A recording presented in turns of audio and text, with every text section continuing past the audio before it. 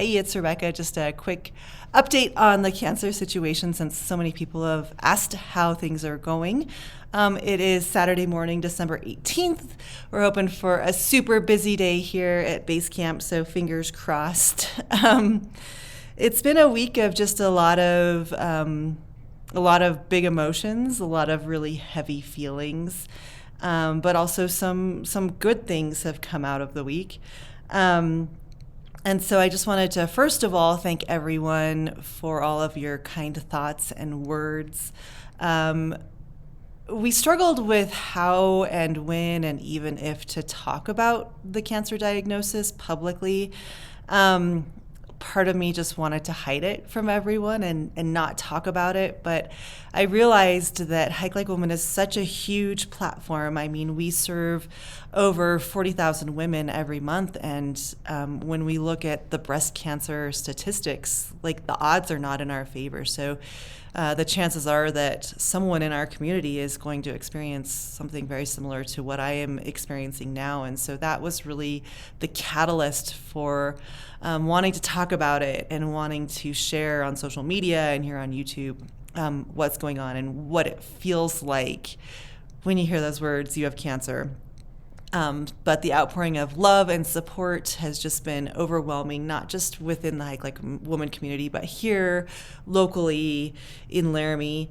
It's been great to know that we have so many wonderful friends who are willing to drop anything and help us out. So we're so thankful and we're so grateful. Everyone in our family has kind of been processing this a little differently. Al, my husband, is very analytical and he is very much a problem solver. And so his response has been to learn and support and problem solve, which has been good to just kind of have this level, calm, stable person in my life when I'm like, ah! My 10-year-old, I think, has been having the hardest time with this diagnosis. He's a very sensitive child and he has a big heart and he wears his emotions on his sleeve. And he talked to his class about breast cancer and shared with them some of his thoughts and feelings. And yesterday he came home with a stack of letters from everyone in his class just saying that they love him and they support him and they appreciate him. And I think that really made him feel special and important and also feel like he has friends who he can talk to. So really thankful for his fifth grade teacher. She's fantastic and she is really taking care of my child in a way that's just so unique, and I appreciate that. My 8-year-old is handling it a little differently. He is very stoic, and he is very not emotional, and he really tends to hide and suppress what he's feeling, and I know he's feeling some big emotions. So he's the child that we are kind of paying the most attention to because my 10-year-old is going to tell us how he feels, but my 8-year-old isn't. And so I'm trying to spend a lot of time with him, just one-on-one time, talking about it, cuddling with him, and just letting him open up and tell me how he's feeling. So it's just interesting. This just, it comes out of nowhere, and it definitely impacts my family. It impacts my team here at the shop, and it's something we weren't prepared for at all, which is interesting because I really like to be prepared for things.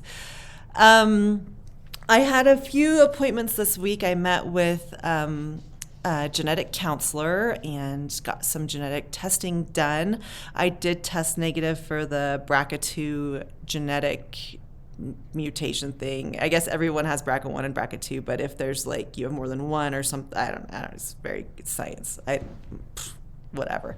Anyway, so I did get genetic testing again, and that testing is going to, the results from that test are really going to impact the treatment plans that I make. I also met with an oncologist here in Laramie, and it was a really fantastic meeting, and also the cancer coordinator. And what I really appreciated was that the oncologist spent an entire hour with me and my husband talking about what type of breast cancer I have, how far along it is, what my treatment options could be. And then it was just really nice to walk into the cancer center. No one ever wants to walk into a cancer center, but really just nice to walk in and be greeted with like kind, friendly faces. I felt like I was a human, not just like a cog in the medical machine. And I really appreciated that. So I'm hoping that depending on how things go, I'll be able to have most, if not all, of my treatment here locally.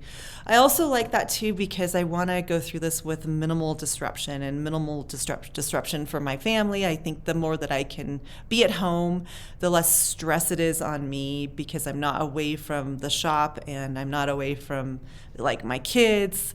And I just like the thought of not hopping in my car and driving to Denver all the time because it's just traffic. And, if I can keep things local and be taken care of, then that makes me feel really good.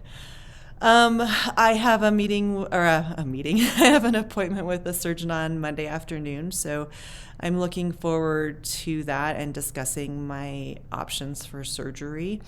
One thing that Al and I have really talked about a lot is making sure that I feel empowered to make my own medical decisions and that I won't be persuaded based off what somebody else thinks I should do.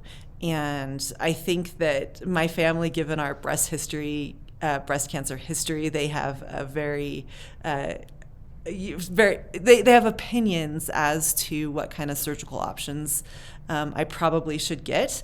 But I also feel like it's my body and I'm going to make the best decision with the information given to me from my surgeon and my oncologist and my medical team.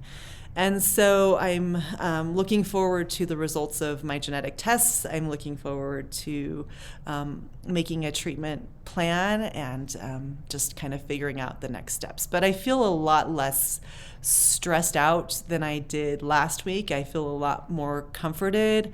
And I feel like it's going to be okay. And that's good. It's not good that I have cancer, but like looking at it doesn't seem nearly as stressful and challenging as it did a week ago.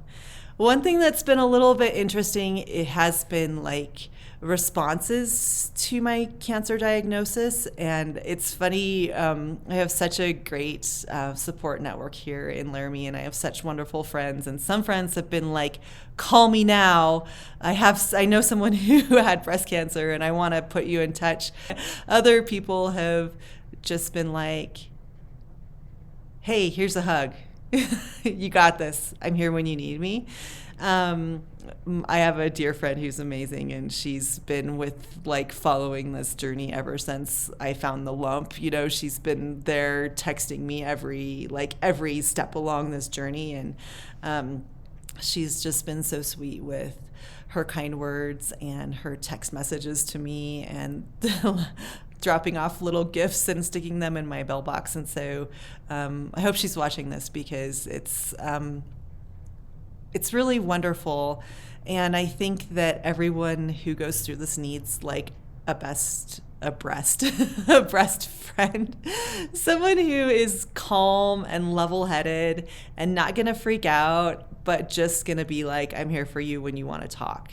That's probably the most important thing a friend can do at this point, is just say, hey, I'm here when you're ready. If you want to talk to me, you can.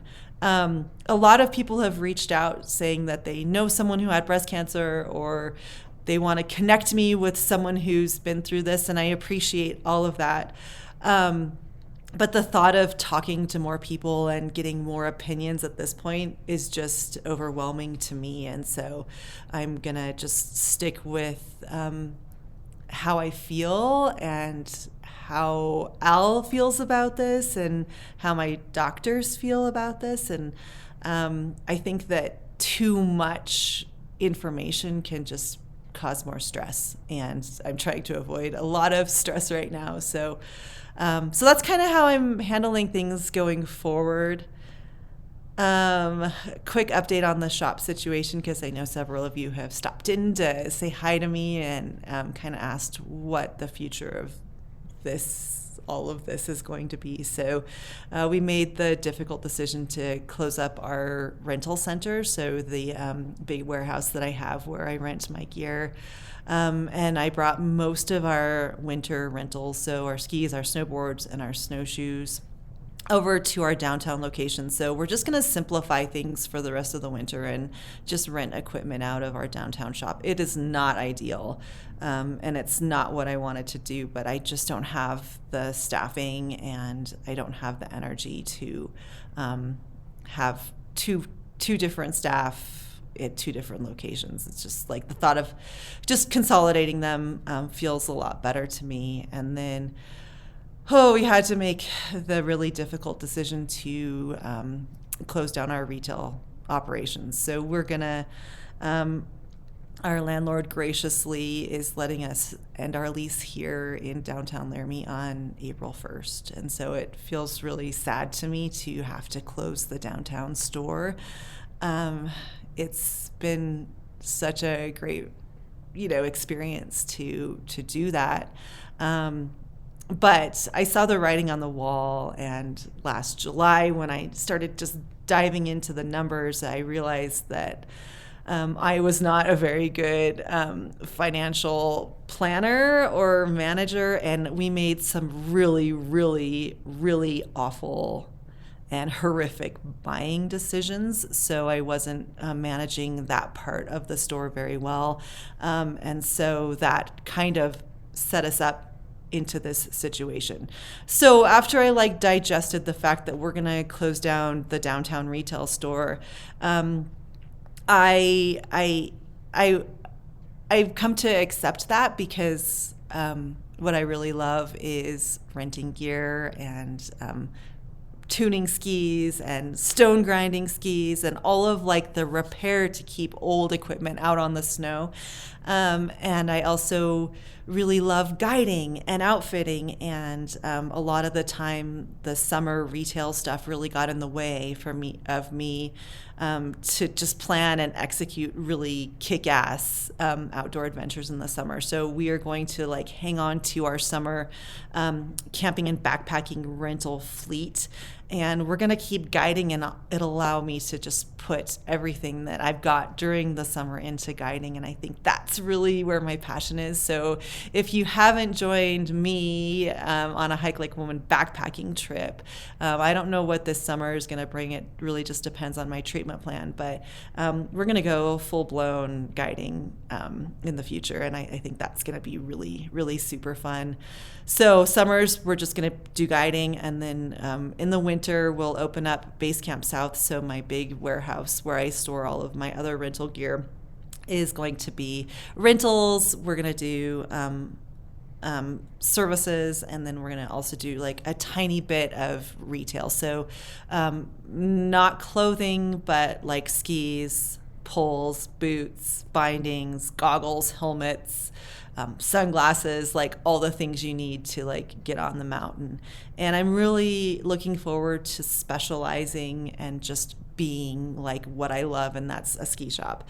So what was kind of sad and admitting defeat here with the retail store is really opening up a new possibility to really specialize, and certainly hard to do, certainly a really difficult decision, but feeling good about that going forward. So come and spend all your money here until May 31st. So I have enough money to weather a summer without any income.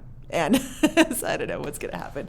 But yeah, that's kind of what's going on. Just a quick update on how I'm feeling, how I'm doing, and yeah.